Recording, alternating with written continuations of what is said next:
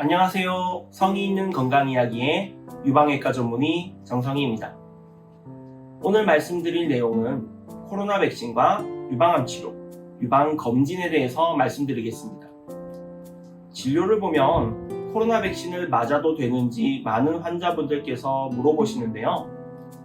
결론부터 말씀드리면 유방암 치료 중이라 하더라도 코로나 백신은 맞으셔도 됩니다. 아니, 꼭 맞으셔야 합니다.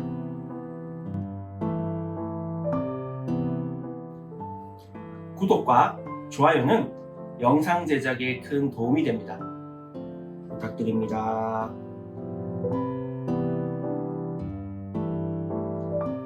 코로나 백신과 유방암의 치료에 대해 좀 더 자세히 말씀드리겠습니다. 모든 치료는 얻는 것이 있으면 일부 손해를 보는 것도 있습니다. 얻는 것이 더 큰 치료를 선택하는 것입니다. 암 환자들은 면역력이 약화되어 있습니다. 코로나19뿐만 아니라 폐렴, 독감도 환자를 위험하게 만들 수 있습니다.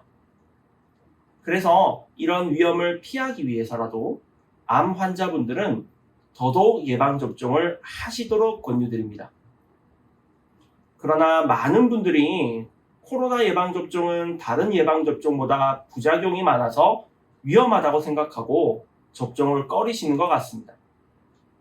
먼저 대한종양내과학회에서 권고하는 내용을 보면 고형암에서 항암, 항호르몬, 표적치료, 방사선 치료 중에 언제든지 코로나 백신은 맞을 수 있다고 권고하고 있습니다.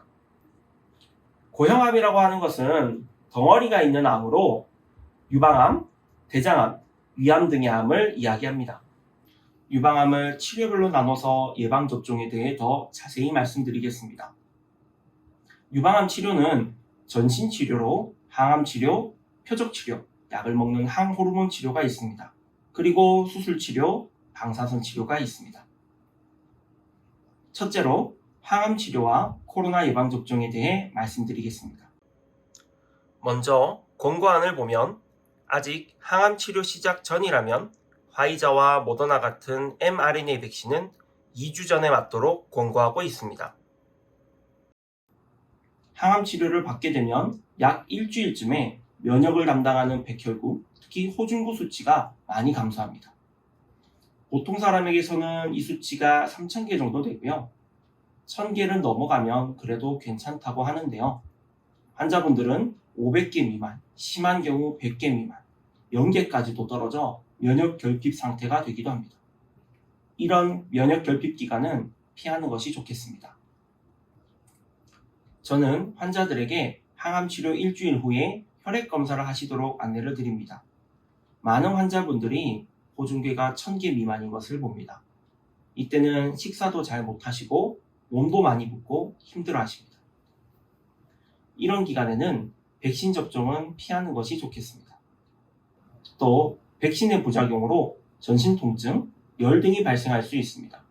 짧게는 수일에서 일주일까지도 증상이 있을 수 있습니다. 항암 치료에서 힘들고 백신으로 힘들고 이 두 가지가 겹쳐지는 것은 너무 힘드실 것 같습니다. 이런 부작용이 겹치지 않는 항암 치료 후 2주 정도, 다음 항암 치료 1주 전 정도가 될 겁니다. 이때 맞으시면 좋겠습니다. 두 번째는 표적 치료입니다. 표적 치료와 항암 치료를 함께 투여하고 계신다면 앞에 설명드린 것처럼 백신을 접종하시는 것을 추천드립니다. 표적 치료제만을 투여할 때는 언제든지 투여가 가능합니다. 그러나 이 표적 치료제들은 신장 독성을 가지고 있습니다. 신장 기능이 떨어질 수가 있는데요. 백신의 부작용이 아니더라도 숨이 차다거나 몸이 심하게 붓는 등의 증상이 있을 수 있습니다. 그런 경우는 꼭 의료진과 상의하시길 바랍니다. 셋째로 항호르몬 치료입니다. 타목시펜, 페마라, 아리미덱스 등의 약을 복용하고 계시고 5년 혹은 10년까지 복용하고 계실 텐데요. 항호르몬제는 면역에 영향을 주지 않습니다. 백신의 효과에 영향을 미치지 않고 안전합니다. 그러나 타목시펜의 경우 정맥 혈전증의 위험도를 높일 수 있습니다. 아로마타제 억제제인 페마라와 아리미덱스도 여성 호르몬을 억제하여 심혈관계 문제의 빈도를 높일 수 있다는 연구 결과들도 있습니다. 코로나 백신의 경우 혈전증, 혈소판 감소증, 또 심혈관계 문제와 같은 것들이 있을 수 있다고 이야기하지만 그 빈도는 매우 적습니다. 그리고 항호르몬제를 복용하는 환자에서 코로나 백신의 영향에 대해서 아직 연구된 바는 없지만 그 영향은 매우 적을 것으로 생각합니다. 코로나 백신에 의한 부작용의 빈도는 매우 낮습니다. 오히려 페마라, 아리미덱스를 복용하시는 분들은 폐경후 여성분들로 50대 이상인 분들이 대부분입니다. 코로나에 걸리는 것이 더욱 위험합니다. 백신을 맞는 것이 이득이 더 큽니다. 맞으시기를 추천드립니다. 넷째로 방사선 치료입니다.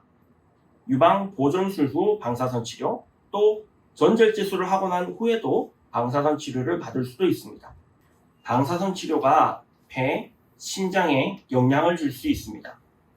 방사선 폐렴, 심장 기능 감소 등의 부작용이 있을 수 있습니다. 그렇기에 고위험군으로 오히려 코로나 백신을 맞으셔야 된다고 생각합니다. 일부 방사선 치료 환자분들은 호중구 감소증이 발생하는 경우가 있습니다. 컨디션이 좋지 않다면 혈액 검사로 확인 후 접종하시는 것도 좋겠습니다. 다섯째로 수술입니다. 수술 날과는 수일 이상의 간격을 두는 것이 좋겠습니다. 전신마취 수술을 하게 되면 마취 합병증으로 폐렴 등의 합병증이 발생할 수가 있고 심혈관계 합병증들도 발생할 수 있습니다. 또 수술을 하면 수술 부위 통증 등으로 많이 힘듭니다. 코로나 백신의 전신 부작용과 겹쳐진다면 환자분들이 더욱 힘들어할 수 있습니다. 수술 전에 하신다면 한 일주일 정도 전에 하시는 것이 좋겠고 수술 후에 맞으신다면 충분히 회복하고 난 후에 접종하는 것이 좋겠습니다. 유방암 수술을 시행하신 분이라면 유방암 수술을 받은 반대쪽 팔에 접종하셔야 합니다. 코로나 백신은 보통 팔에 접종을 하게 되는데 면역 반응으로 인해 겨드랑이인 파절이 붓게 됩니다. 이것은 유방암으로 인해서 수술받은 경우, 특히 겨드랑이 곽청수를 한 경우에 팔이 붓는 임파 부종을 일으킬 수 있습니다. 만약 양쪽으로 유방암 수술을 하신 경우라면 다리에 접종하는 것도 가능하겠습니다. 미국 질병안전예방센터에서의 화이자, 모더나에 대한 지침을 보면 이 두 백신은 허벅지에 맞을 수 있다고 되어 있습니다.